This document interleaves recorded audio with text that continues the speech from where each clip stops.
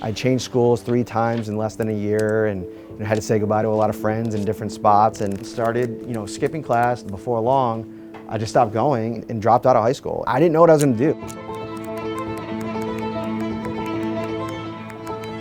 I'm Matt Parrino, and I'm from the class of 2013.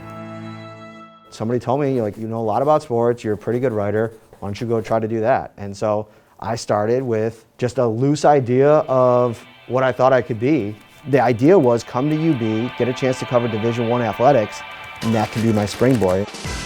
When you're here, when you're part of the university community, it's an opportunity to learn so much about so many different kinds of people. And there's no better place than the Spectrum to do it, because your literal job is to go out and talk to as many people from different walks of life, from different walks of campus, and learn about their stories and then tell their stories. And through the Spectrum, covering all these different sports and meeting all these different people, you start to build relationships and you start to become a part of it.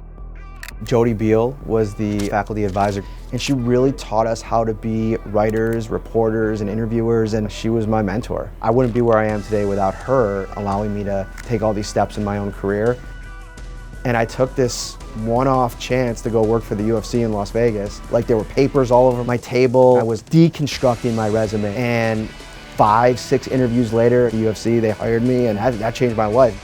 I still can't believe it. Covering professional sports really helped me learn what it takes to stand out in this business. Getting back to work in pro sports in Buffalo is really difficult. This one, is this our book? No. I win. Okay, let's see what we got here.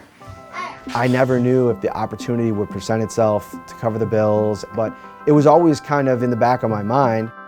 Bills Mafia, Buffalo, New York. I am excited to be back, and I am the new Bills beat reporter for NewYorkUpstate.com and Syracuse.com.